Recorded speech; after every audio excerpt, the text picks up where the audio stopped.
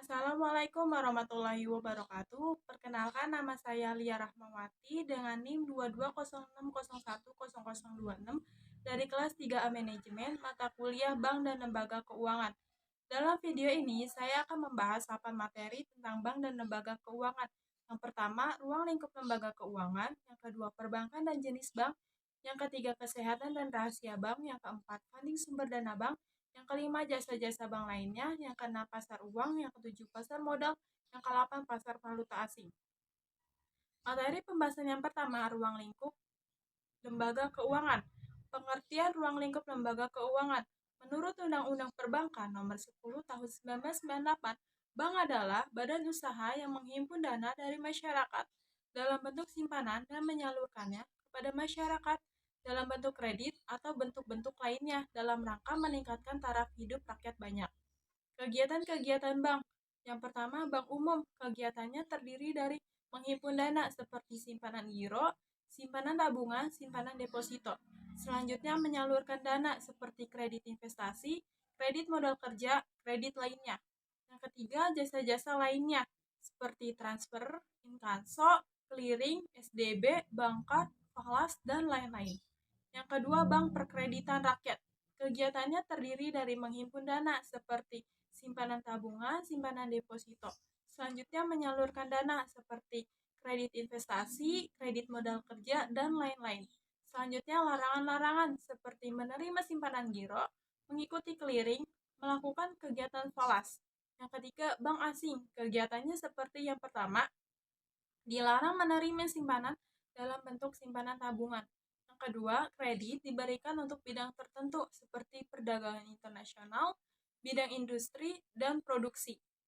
Yang ketiga, jasa-jasa bank lainnya, misalnya transfer, clearing, inkasso, jual beli falas, dan lain-lain. Jenis-jenis kantor bank, ada kantor pusat, ada kantor cabang penuh, kantor cabang pembantu, dan kantor kas.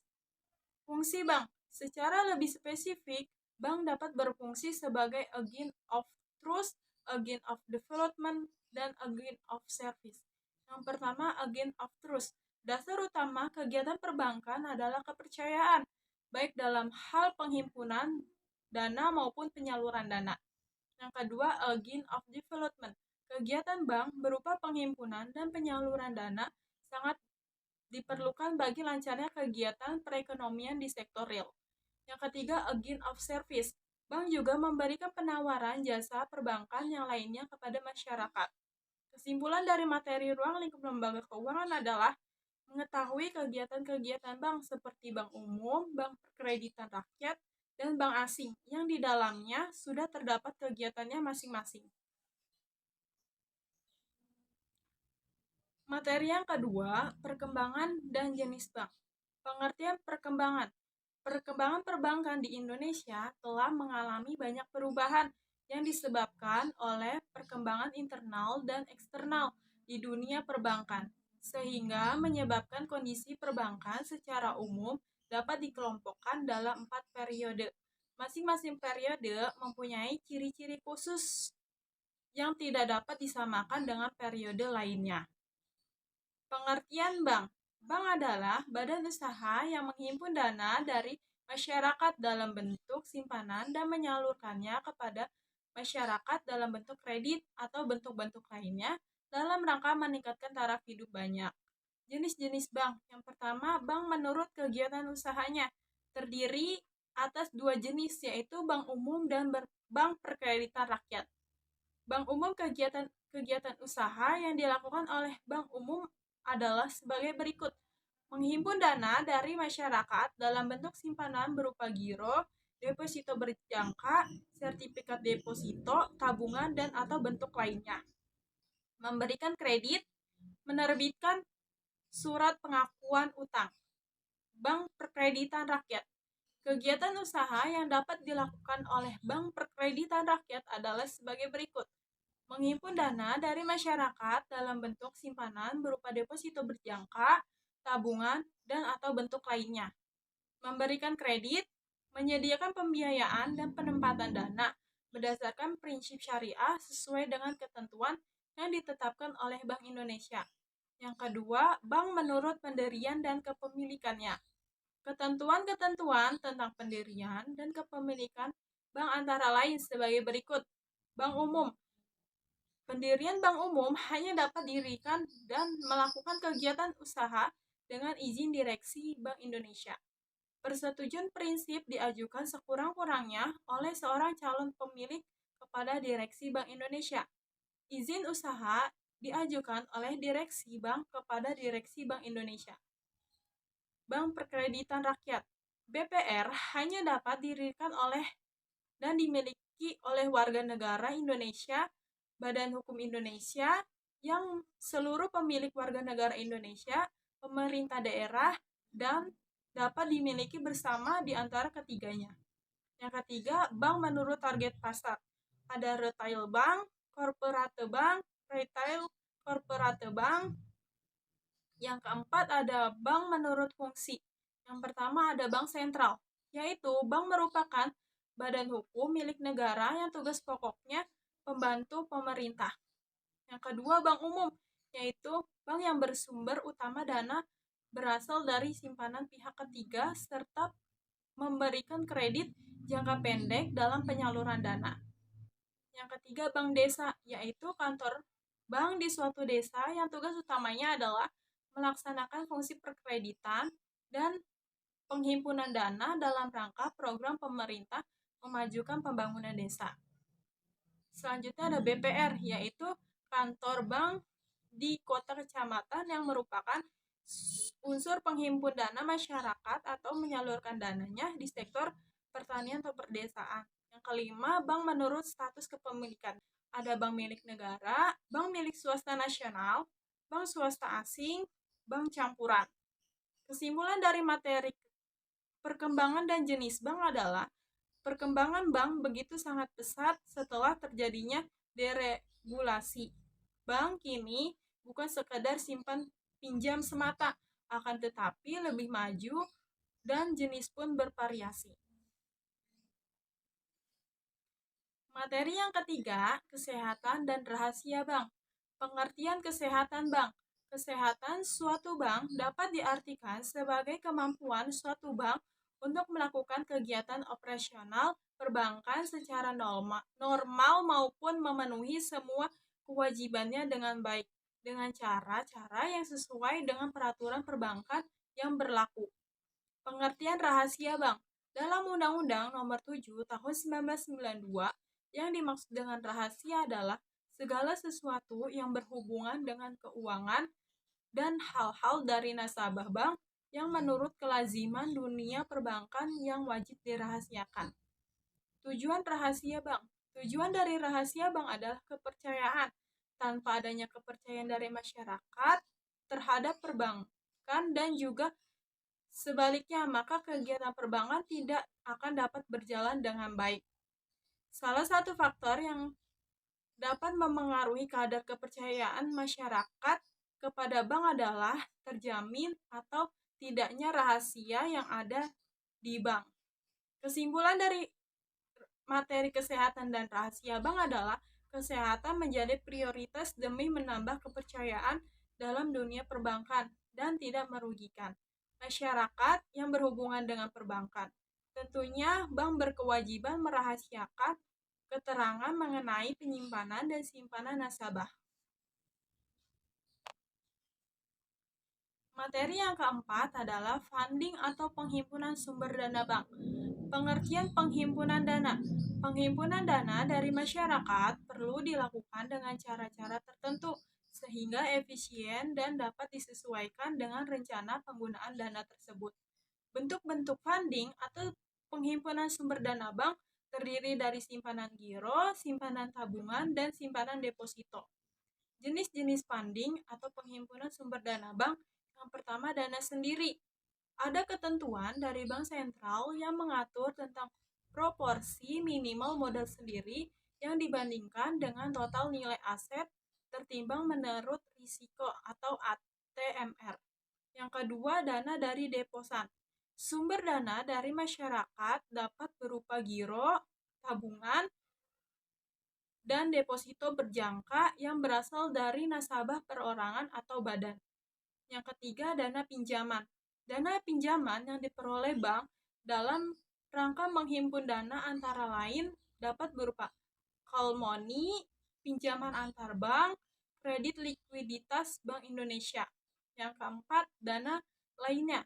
Sumber dana lainnya berasal dari setoran jaminan, dana transfer, surat berharga pasar uang, diskonto Bank Indonesia. Kesimpulan dari materi funding atau penghimpun sumber dana bank adalah dalam kegiatan bank selain simpan pinjam, tentunya banyak sekali hal yang ingin dilakukan demi kelancaran bank. Bank melakukan penghimpunan sumber dana dari berbagai sumber. Materi yang kelima, jasa-jasa bank lainnya. Pengertian jasa bank lainnya. Jasa-jasa bank lainnya merupakan kegiatan perbankan yang ketiga. Tujuan pemberian jasa-jasa bank ini adalah mendukung dan memperlancar kegiatan menghimpun dana dan menyalurkan dana. Semakin lengkap jasa bank yang diberikan, semakin baik. Dalam arti, jika nasabah hendak melakukan suatu transaksi perbankan, cukup di satu bank saja. Jenis-jenis bank lainnya ada kiriman uang atau transfer, clearing, inkasso, safe deposit box, bank card, bank notes, traveler's check, letter of credit, bank garansi dan referensi bank, memberikan jasa-jasa di pasar modal, dan menerima setoran-setoran. Kesimpulan dari materi jasa-jasa bank lainnya adalah dalam jasa-jasa bank lainnya dapat mengetahui jasa-jasa bank seperti kiriman uang, clearing, inkasso, deposito, box, dan lain-lain untuk mendukung dan memperlancar jasa-jasa bank. Materi yang keenam adalah pasar uang. Pengertian pasar uang. Secara sederhana, pasar uang adalah tempat pertukaran instrumen keuangan jangka pendek antara pemilik modal dan peminjam modal. Pasar uang ada untuk memenuhi pengeluaran atau dana jangka pendek tertentu yang perlu ditutupi secepat mungkin. Dengan kata lain, pasar uang disebut juga pasar kredit jangka pendek karena instrumen yang diperdagangkan berdurasi pendek, sehingga 1 tahun. Ciri-ciri pasar uang. Yang pertama, lokasi abstrak. Yang kedua, tidak terorganisir. Yang ketiga, instrumen jangka pendek. Yang keempat, tujuan jangka pendek. Yang kelima, low risk and return. Fungsi pasar uang. Yang pertama, sumber pendanaan. Pasar uang merupakan sarana mempertemukan pemegang modal dan peminjam modal. Yang kedua, sarana investasi. Pemilik modal dapat mentransfer uang yang dimilikinya ke pasar uang agar uang tersebut dapat beredar bahkan memperoleh keuntungan di kemudian hari. Yang ketiga, melibatkan partisipasi masyarakat. Perlu adanya pasar uang, masyarakat dapat menginvestasikan kelebihan uang yang dimiliki dengan menjual surat berharga jangka pendek dan ketentuan pembayaran pajak sepeda motor tahunan di samsat keliling. Yang keempat, menjaga stabilitas perekonomian. Salah satu tujuan utama pencari modal jangka pendek di pasar uang adalah untuk memenuhi kebutuhan finansial yang mendesak. Yang kelima, menjadi fasilitator dan mediator. Pasar uang adalah mempertemukan antara baik yang memiliki kelebihan dana, investor atau pemilik modal, dengan pihak yang membutuhkan dana peminjam atau pencari modal. Selanjutnya ada instrumen pasar uang. Yang pertama ada sertifikat Bank Indonesia.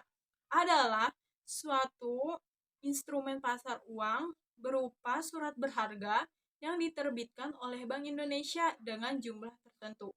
Yang kedua, surat berharga pasar uang adalah instrumen pasar yang berupa surat berharga yang biasanya diterbitkan oleh bank umum.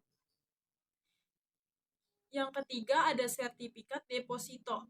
telah digunakan oleh bank dan lembaga penyimpanan lainnya sebagai sumber dana yang dibeli dan sebagai sarana untuk mengelola posisi kewajiban mereka.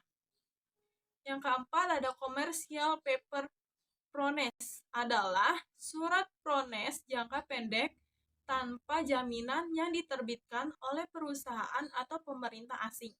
Yang kelima ada call money, adalah kegiatan pinjam-meminjam dana antara satu bank dengan bank lainnya untuk jangka waktu pendek. Materi yang ketujuh adalah pasar modal. Pengertian pasar modal.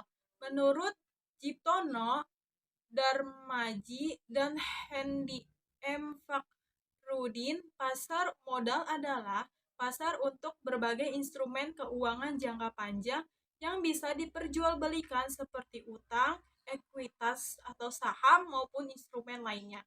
Jenis-jenis pasar modal.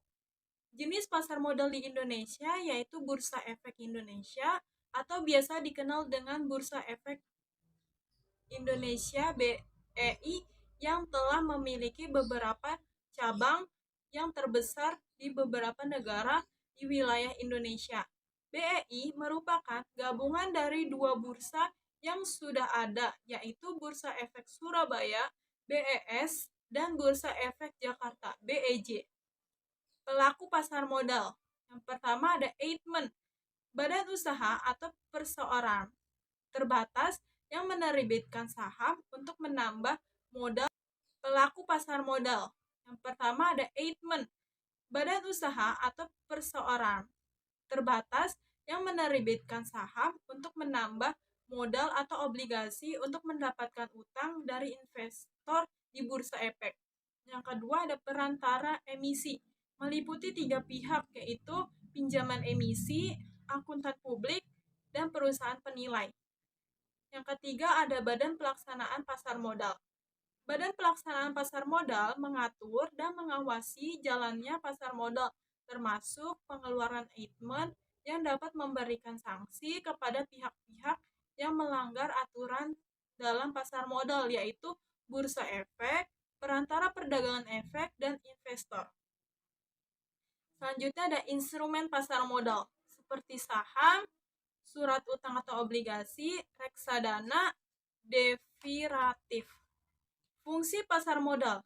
Fungsi pasar modal adalah sebagai sarana bagi pendanaan usaha atau bagi perusahaan untuk mendapatkan modal dari masyarakat atau investor, juga sebagai pelangganan dana, sarana investasi, pemerataan pendanaan, dan sebagai pendorong investasi lainnya.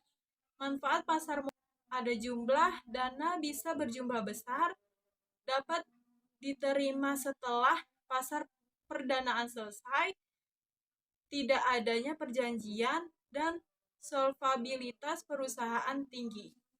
Materi yang ke-8 adalah pasar valuta asing. Pengertian pasar valuta asing. Falas atau valuta asing sering diartikan sebagai bagian dari devisa suatu negara. Devisa merupakan seluruh kekayaan yang dimiliki suatu negara atau kekayaan itu tidak berada di wilayah negaranya sendiri, tetapi di negara lain. Bank dari devisa itu sendiri berbagai macam seperti barang, jasa, atau sejenis mata uang yang berfungsi sebagai alat tukar antar negara. Fungsi pasar valuta asing terhadap perdagangan antar negara. Yang pertama, sebagai alat tukar internasional, karena sangat berperan penting terhadap perekonomian antar negara. Alat ini berfungsi sebagai perantara atau alat tukar-menukar baik barang atau jasa dari suatu negara terhadap negara lainnya. Yang kedua, sebagai alat pembayaran internasional. Sebagai alat tukar apabila pemerintah suatu negara berhutang kepada negara lain dan akan melakukan transaksi pembayaran, maka negara tersebut tidak akan membayar sendiri atau dengan mata uang negara tersebut. Yang ketiga, sebagai sarana pengendalian nilai tukar. Nilai tukar sendiri dapat dipahami sebagai perbandingan nilai suatu mata uang dengan nilai mata uang negara lain. Yang keempat, sebagai alat tukar memperlancar perdagangan internasional. Dikatakan demikian karena beberapa fungsinya telah disebutkan dan dijelaskan seperti khususnya alat tukar internasional dan alat pembayaran internasional. Jenis-jenis pasar valuta asing. Yang pertama, berdasarkan jenisnya, ada valuta asing fisik dan valuta asing non-fisik. Yang kedua, berdasarkan bentuknya. Ada mata uang asing, saldo kredit, surat wesel luar negeri, dan hak penerimaan pembayaran. Kesimpulan dari materi pasar uang, pasar modal, dan pasar valuta asing adalah pasar uang, pasar modal, dan pasar valuta asing berperan penting dalam dunia keuangan dan ekonomi. Pasar uang memberikan likuiditas sehari-hari. Pasar modal memfasilitasi investasi jangka panjang, dan pasar valuta asing memungkinkan pertukaran mata uang untuk keperluan internasional. Memahami peran dan fungsi masing-masing pasar ini penting dalam manajemen keuangan dan investasi. Sekian itu saja yang bisa saya sampaikan. Kurang lebihnya mohon maaf. Wassalamualaikum warahmatullahi wabarakatuh.